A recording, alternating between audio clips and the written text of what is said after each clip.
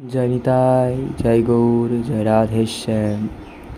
আপনাদের সকলকে আমার এই ইউটিউব চ্যানেলে স্বাগত জানাচ্ছি। যদি আপনারা কেউ নতুন হয়ে থাকেন এই চ্যানেলে, তাহলে আপনারা চ্যানেলটিকে সাবস্ক্রাইব করবেন। তাহলে এই চ্যানেলে আমি যা ভিডিও ছাড়বো আপনাদের কাছে সঙ্গে সঙ্গে তা পৌঁছে যাবে। আজকে আলোচ্য বিষয় হলো একাদশী কী, এর উৎপত্তি কোথা থেকে, ঠিক আছে, এবং একাদশী আমরা কেন করব। আজকে এসব বিষয়ে আমরা আলোচনা করব। একাদশী তত্ত্ব।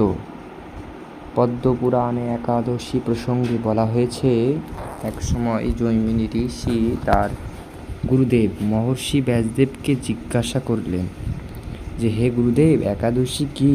একাদশীতে কেন উপবাস করতে হয়? একাদশী ব্রত করলে কী লাভ হবে? একাদশী ব্রত না করলেই বা কী ক্ষতি হবে? তো এইসব বিষয় আপনি দয়া করে আমাকে বলুন। মহর্ষি ব্যাসদেব তখন বলতে লাগলেন, সৃষ্টির প্রারম্ভে পরমেশ্বর ভগবান এই জড় সংসারে স্থাবর জঙ্গম সৃষ্টি করলেন মর্তলোকবাসী মানুষদের শাসনের জন্য একটি পাপ পুরুষ নির্মাণ করলেন।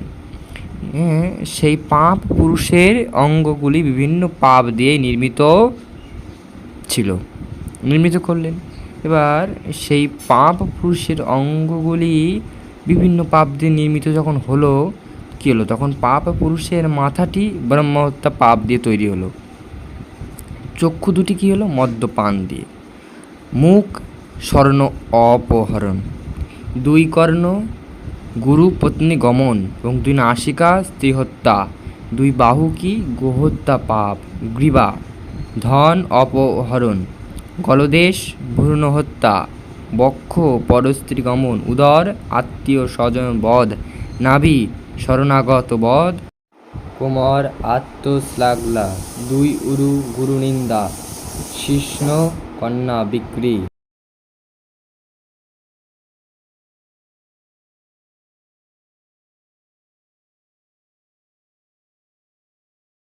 শিষ্ণ কন্যা বিক্রি। মলদার গুপ্ত কথা প্রকাশ। পাপ 2 পা পিতৃহত্যা। শরীরের রোম সমস্ত উপপাতক। এইভাবে বিভিন্ন সমস্ত পাপ দ্বারা ভয়ঙ্কর পাপ পুরুষ নির্মিত হলো। এবার ভগবান কি করবে? ভগবান জানি তাই পাপ পুরুষের ভয়ঙ্কর রূপ দর্শন করে ভগবান শ্রীবিষ্ণু মর্তের মানব জাতির দুঃখ মোচন করবার কথা চিন্তা করতে লাগলেন। একদিন গরুড়ের পিঠে চড়ে ভগবান চললেন যমরাজের মন্দিরে।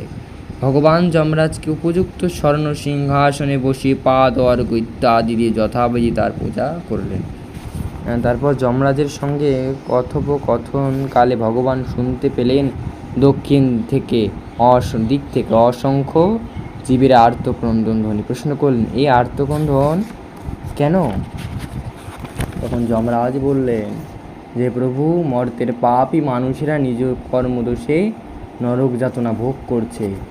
সেই যাতনার আর্তচিৎকার শোনা যাচ্ছে।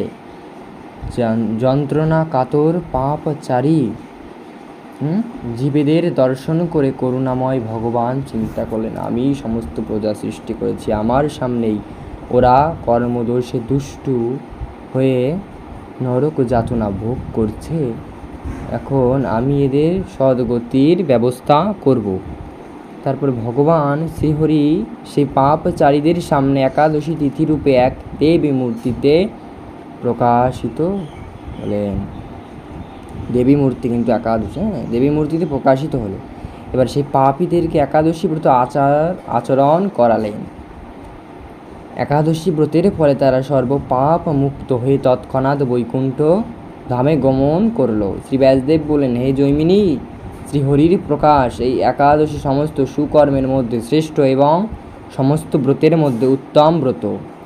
কিছুদিন পরে ভগবান সৃষ্ট পাপ পুরুষ এসে শ্রীহরির কাছে করজোরে কাতর প্রার্থনা জানাতে লাগলো, হে ভগবান, আমি আপনার প্রজা, আমাকে যারা আশ্রয় করে থাকে তাদের কর্ম অনুযায়ী তাদের দুঃখ দান করার আপনার আমার কাজ ছিল। কিন্তু সম্প্রতি একাদশীর প্রভাবে আমি কিছুই করতে পারছি না, বরং ক্ষয়প্রাপ্ত হচ্ছি।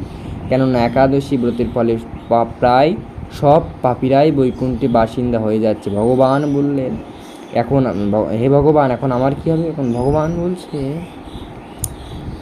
যে দেখো, সবাই যদি বৈকুণ্ঠে চলে যায়, জানি তাই। এখন পাপ পুরুষ বলছে, আমি কাকে আশ্রয় করে থাকবো? সবাই যদি বৈকুণ্ঠে চলে যায় তবে এই মর্ত জগতে কি হবে? আমি কার সঙ্গে এই মর্তে ক্রিয়া করবেন?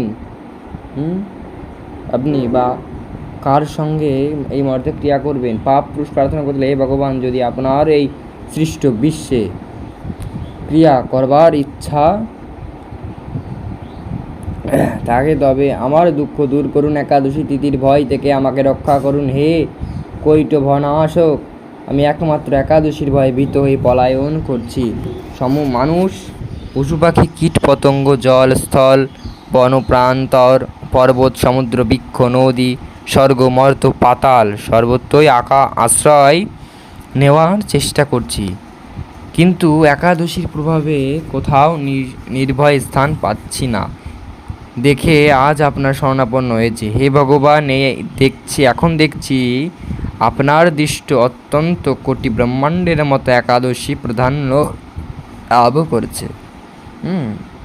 সেই জন্যই আমি কোথাও আশ্রয় পেতে পারছি না। আপনি কৃপা করে আমাকে একটি নির্ভয় স্থান প্রদান করুন। পাপ পুরুষের প্রার্থনা শুনে ভগবান শ্রীহরি বলতে লাগলেন, হে পাপ পুরুষ, তুমি দুঃখ করো না। যখন একাদশী তিথি এই ত্রিভুবনকে পবিত্র করতে আবির্ভূত হয়, তখন তুমি অন্ন ও রবি শস্যের মধ্যে আশ্রয় গ্রহণ করবে। তাহলে আমার মূর্তি একাদশী তোমাকে বধ করতে পারবে না। তার জন্যই শাস্ত্রে উল্লেখ আছে যে একাদশীর দিন শ্রী বিষ্ণু প্রসাদ পর্যন্ত গ্রহণ করা যাবে না। জানিতাই জয় গৌর। আমাদের আলোচনা এখানেই আমরা বিশ্রাম দিচ্ছি। পরবর্তী ভিডিওয় পরবর্তী একটা প্রসঙ্গ আলোচনা করব। জয় রাধে।